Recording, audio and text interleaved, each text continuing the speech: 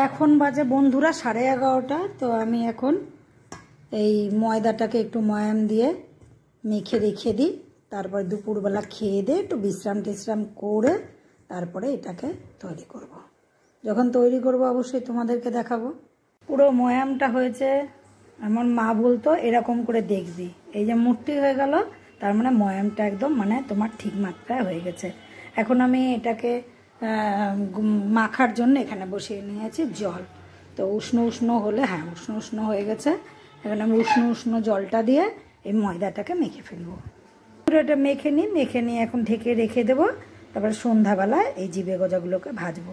তার বানাবো জিবে গজায় যে ময়দাটাকে মেখে রেখে দিয়েছিলাম, এই যে তেলটা গরমে বসিয়ে দিয়েছি, এখন ভাজবো। গজা এখন ভাজা হচ্ছে সুন্দর করে। এদিকে বেলা হচ্ছে, এখানে দিয়ে দিলাম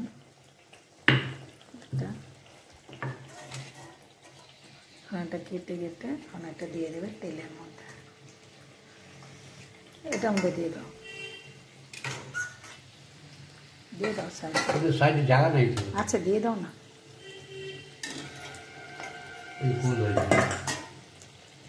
জিবে গজা ভাজা হচ্ছে,